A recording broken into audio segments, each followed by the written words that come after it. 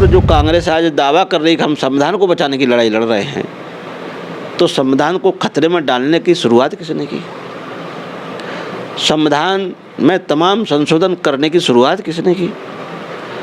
जबकि संविधान में कुछ छोटे मोटे छोड़ दी भी जाएं तो संशोधन करने की ज़रूरत नहीं है, उसको 100% अमल में लाने की ज़रूरत थी, वो कांग्रेस ने नहीं किया। तो फिर कैसे संविधान की बात करती है कांग्रेस? झूठ बोलती है। श्योपुर से लेकर पोरसा तक किस प्रकार इस क्षेत्र को विकास के रास्ते पर लाया जा सकता है, किस प्रकार इस क्षेत्र में रोजगार उपलब्ध कराए जा सकते हैं, यहाँ पर लॉ एंड ऑर्डर कैसे दुरुस्त किया जा सकता है, किसानों की आय दोगुनी कैसे की जा सकती है, छोटे मध्यम व्यापारियों को कैसे उनकी मदद और लाभ पहुँचाया जा सकता है, ये तमाम योजनाएँ रमेश चंद्र गर्ग जी के पास है। बहुजन समाज पार्टी किसी को भीख नहीं देना चाहिए।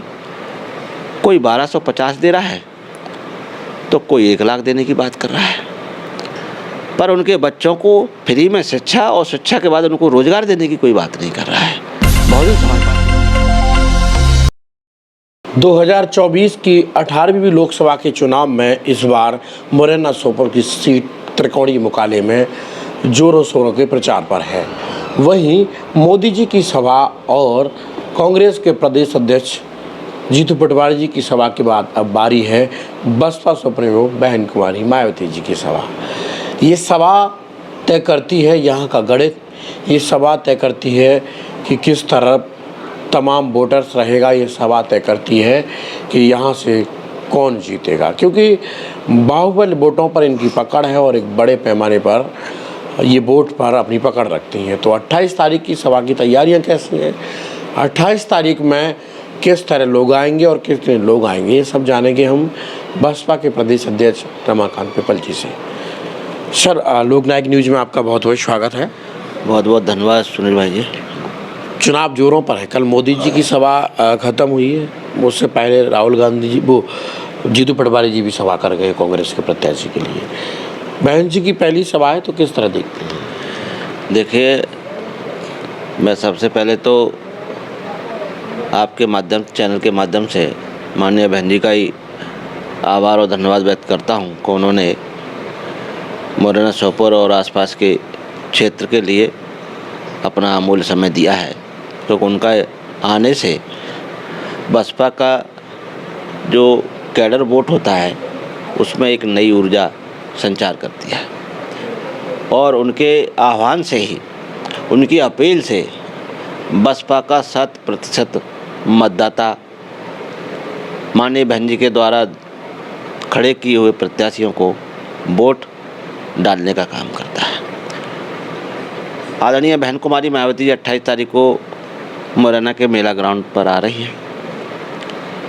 मुरैना श्योपुर क्षेत्र की जनता उनको सुनने के लिए आतुर है, और करीब 23 तारीख से मैं भी इस क्षेत्र में सघन जनसंपर्क और अपने कार्यकर्ताओं को पोलिंग बूथ तक माननीय बहन जी का संदेश पहुंचाने का काम कर रहा हूं कि माननीय बहन जी को सुनने के लिए पहुंचे, और हमारे कार्यकर्ता इस बात को पूर्ण विश्वास के साथ हमें भरोसा दिला रहे हैं कि माननीय बहन जी को सुनने के लिए वो अपने संसाधनों से, जिसके पास जो संसाधन होंगे, चाहे वो बाइक होगी, जिसके पास 4 व्हीलर हो 4 व्हीलर होंगे, या उनके पास ट्रैक्टर होंगे, जो भी उनके पास साधन होगा, उन साधनों से बगैर लोभ लालच के अपनी नेता को सुनने आएंगे, और जो नेता का आदेश होगा उसका अक्षर से पालन होगा। क्योंकि माननीय बहन जी ने तो तमाम, जब से चुनावी बिगुल लोकसभा का फूंका है, और 11 अप्रैल से माननीय बहन जी लगातार चुनावी दौरे पर हैं। माननीय बहन जी जब मुरैना आएंगी, और माननीय बहन जी को बहुजन समाज पार्टी के कार्यकर्ता, समर्थक, शुभचिंतक के साथ साथ प्रत्याशी जो मुरैना श्योपुर क्षेत्र के हैं श्री रमेश चंद्र गर्ग जी, उनके समाज के लोग भी और सर्व समाज के लोग भी अब माननीय बहन जी की तरफ आशाभरी नज़रों से देख रहे हैं कि उनका क्या संदेश हमें मिलता है। क्योंकि मोदी जी की सभा 25 तारीख को हुई है, उसका ज़्यादा प्रभाव आज जो हमें दिखना चाहिए था, या आज मार्केट में चर्चा का विषय होना चाहिए था, वो चर्चा का विषय शून्य दिख रहा है। उन्होंने आज से ही हार स्वीकार कर ली है। अब वो इस बात के लिए लड़ाई लड़ेंगे कि अब हमारा दूसरा नंबर रहेगा या तीसरा नंबर रहेगा। इस बात की चर्चाएं पान की दुकान पर, चाय की दुकान पर या तमाम ऐसी दुकानें जहाँ ज़्यादातर लोग आना जाना होता है, वो चर्चा का विषय बन गया है कि अब इस बार मुकाबला बहुत कांटे का है और कांग्रेस भाजपा के जो प्रत्याशी हैं उनसे जनता कहीं ना कहीं दूरी बनाना चाहती है। उसके कई कारण हैं, उनका मैं खुलासा नहीं करना चाहता हूँ। पर बहुजन समाज पार्टी के जो प्रत्याशी हैं, कर्मठ, लगनशील, मिलनसार, सरल स्वभाव के व्यक्तित्व और उनमें एक समाज सेवा का जुनून लोगों को दिखता है। वो जब विधायक भी नहीं है, सांसद भी नहीं रहे, कभी किसी राजनीतिक पार्टी से नहीं जुड़े, तब भी उन्होंने इस क्षेत्र के लिए विकास के कई काम किए हैं। समाज सेवा के माध्यम से लोगों की सेवाएं की हैं। कोरोना काल में भी लोगों को काफ़ी मदद पहुंचाने का काम किया है। ये बात किसी से छुपी नहीं है। श्योपुर से लेकर पोरसा तक किस प्रकार इस क्षेत्र को विकास के रास्ते पर लाया जा सकता है, किस प्रकार इस क्षेत्र में रोजगार उपलब्ध कराए जा सकते हैं, यहाँ पर लॉ एंड ऑर्डर कैसे दुरुस्त किया जा सकता है, किसानों की आय दोगुनी कैसे की जा सकती है, छोटे मध्यम व्यापारियों को कैसे उनकी मदद और लाभ पहुंचाया जा सकता है। ये तमाम योजनाएं रमेश चंद्र गर्ग जी के पास है। ये उनके व्यक्तित्व से भी झलकता है। आप उनका इंटरव्यू भी करेंगे या उनकी बातों को सुनेंगे तो उनके अंदर जो विकास के आयाम हैं या क्षेत्र के उन्नति के लिए उनके पास जो योजना है, वो योजनाएं शायद कांग्रेस और बीजेपी के प्रत्याशी के पास नहीं है। अब इस बात का प्रचार प्रसार नीचे तक वायरल हो रहा है कि इस बार बहुजन समाज पार्टी के प्रत्याशी श्री रमेश चंद्र गर्ग जी को देख लिया जाए, क्योंकि इनको कम से कम पैसे की भूख तो नहीं होगी और लॉ एंड ऑर्डर के मामले में इन पर 100% भरोसा लोगों को हो गया है कि ये कम से कम धार्मिक उन्माद और गुंडागर्दी, टैक्स वसूली और जो भी क्षेत्र में अराजकता का माहौल बनता है, बहन बेटियां असुरक्षित महसूस करती हैं, वो सब लोग कहीं ना कहीं इनसे आशावादी नज़र से देख रहे हैं कि क्षेत्र में ये हर तरह से खड़े उतरने का काम करेंगे। एक बड़ी बात ये है कि लोग मोदी की गारंटी की बात कर रहे हैं। राहुल गांधी का भी एक मैनिफेस्टो आता है, उन्होंने गारंटी दी है, तरह तरह की लोगों को प्रबोल दिए कि इसमें ये गारंटी है, महिलाओं को 1 लाख रुपए सालाना देंगे, कांग्रेस की गारंटी तमाम चीज़ों पर। बीएसपी क्या गारंटी दे रही है इसमें? बीएसपी बाबा साहब डॉक्टर भीमराव अम्बेडकर जी के द्वारा लिखित भारतीय संविधान में देश के हर नागरिक के लिए जो मूलभूत मौलिक अधिकार है उनकी गारंटी देती है। संवैधानिक उनको जो अधिकार मिलने चाहिए, उनके बच्चों को फ्री में शिक्षा मिलनी चाहिए, अच्छी उच्च शिक्षा के लिए उनको विदेश में भी फ्री में सरकारी खर्चे पर पढ़ने के लिए भेजना चाहिए और जब पढ़ लिख जाए एक नौजवान तो उसको रोजगार के भी पुख्ता इंतजाम होने चाहिए। ये बहुजन समाज पार्टी देने का काम करेगी। बहुजन समाज पार्टी किसी को अपंग नहीं बनाना चाहिए। बहुजन समाज पार्टी किसी को भीख नहीं देना चाहिए। कोई 1250 दे रहा है तो कोई 1 लाख देने की बात कर रहा है, पर उनके बच्चों को फ्री में शिक्षा और शिक्षा के बाद उनको रोजगार देने की कोई बात नहीं कर रहा है। बहुजन समाज पार्टी इस बात की गारंटी लेती है कि जब बहुजन समाज पार्टी की सरकार बनेगी तो इस देश के जो बेरोजगार करोड़ों लोग घूम रहे हैं उनको रोजगार देने का काम करेगी। फिर उनको 1 लाख के लिए और 1250 के लिए हाथ नहीं फैलाना पड़ेगा, फिर उनको 5 किलो राशन के लिए हाथ नहीं फैलाना पड़ेगा, फिर किसानों को 6000 के लिए मोहताज नहीं होना पड़ेगा, फिर उनकी आय दुगनी कैसे होगी इसकी योजनाओं पर काम शुरू हो जाएगा। इस बात की गारंटी बहुजन समाज पार्टी देती है। भारतीय जनता पार्टी के लोग इस बार मोदी जी की 400 पार की बात और मोदी जी की गारंटी पर चुनाव लड़ रहे हैं। वहीं कांग्रेस केवल संविधान बचाने के नाम पर इलेक्शन मैदान में है कि हम आएंगे तो संविधान बचाएंगे। तो क्या वास्तविक इस देश का लोकतंत्र खतरे में है? वो खतरे में है तो उसको कांग्रेस बचाएगी। इस पर बीएसपी की क्या राय है? देखिए, बहुजन समाज पार्टी का मानवर साहब कांसीराम जी के समय से ही ये स्पष्ट मत रहा है कि कांग्रेस बीजेपी एक ही थाली के चट्टे बट्टे हैं। दोनों की कथनी करनी में कोई अंतर नहीं है। कोई बहुत ज़्यादा लंबी फेंकता है और एक उससे थोड़ी कम फेंकता है। दोनों झूठ बोलने में माहिर हैं। अगर ऐसा नहीं होता और जो कांग्रेस आज दावा कर रही है कि हम संविधान को बचाने की लड़ाई लड़ रहे हैं, तो संविधान को खतरे में डालने की शुरुआत किसने की? संविधान में तमाम संशोधन करने की शुरुआत किसने की? जबकि संविधान में कुछ छोटे मोटे छोड़ दिए जाएं तो संशोधन करने की ज़रूरत नहीं है, उसको 100% अमल में लाने की ज़रूरत थी। वो कांग्रेस ने नहीं किया, तो फिर कैसे संविधान की बात करती है कांग्रेस? झूठ बोलती है। अगर वो झूठ नहीं बोल रही होती तो आज देश में जो शिक्षा का स्तर इतने नीचे आ गया वो नीचे आता है।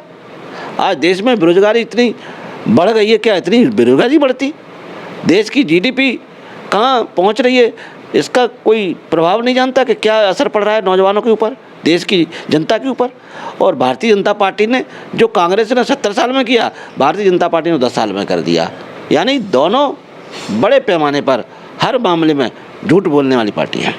इसको कोई गारंटी की बात नहीं कह सकते कि ये 400 पार है तो हम ये गारंटी देते हैं और हमारी सरकार बना तो हम ये गारंटी देते हैं। ये दोनों झूठ बोलकर गारंटी के नाम पर भोले वाली जनता को ठगना चाहते हैं। इसलिए हम इस आपके चैनल के माध्यम से भी जनता से कहना चाहेंगे कि आप इन ठगने वाली बातों को आप नकार दें, क्योंकि ये हमेशा से झूठ बोलते आए और बार बार अच्छी तरीके से झूठ बोल रहे हैं। आप इनके झूठ को पहचानिए और सच्चाई का साथ दीजिए। आदरणीय बहन कुमारी मायावती जी ने उत्तर प्रदेश के अपने 4 बार के कार्यकाल में हर समाज, धर्म, मजहब के साथ जो न्याय की बात की है, उनको न्याय दिलाने का काम किया है।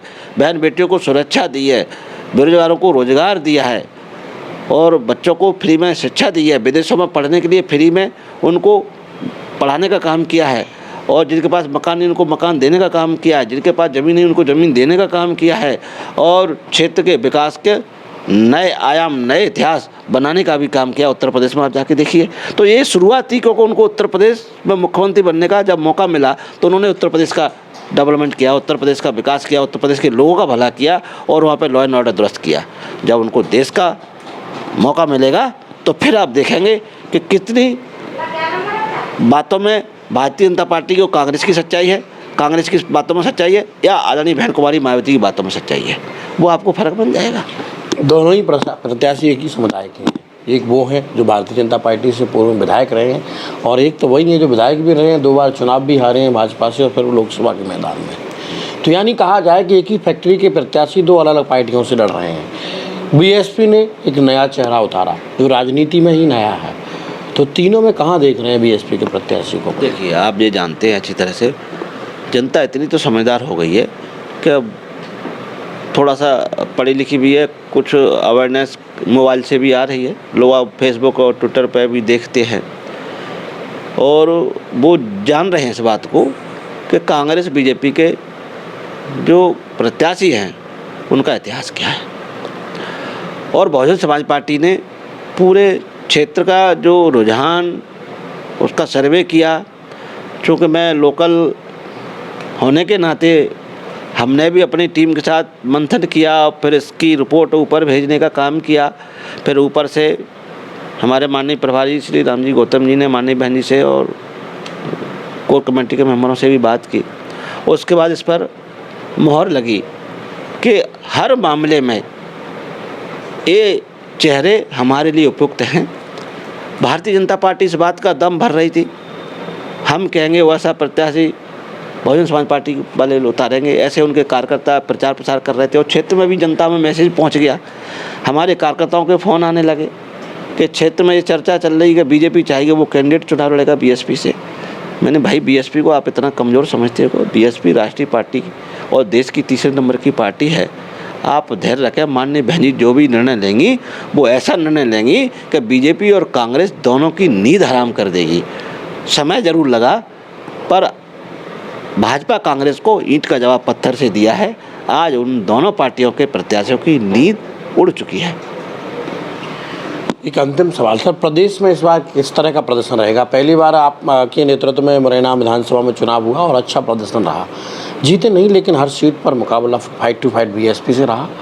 तो लोकसभा में ये प्रदर्शन कैसा रहा रहेगा और अन्य जगह एक खास सीट कौन कौन सी जहाँ अपन फाइट कर रहे हैं प्रदेश? देखिए, जो हमारा जिन क्षेत्रों में प्रदर्शन हमारा अच्छा विधानसभा में रहा था, उस क्षेत्र में हमने और मेहनत की है और सभी क्षेत्रों में दोबारा से वैसे ही प्रदर्शन फिर रहेगा और उससे बेहतर बनाने के लिए हमने प्रयास किए हैं। इसमें बालाघाट है, खजुराहो है, रीवा है, सतना है, ग्वालियर है, मुरैना है, भिंड है।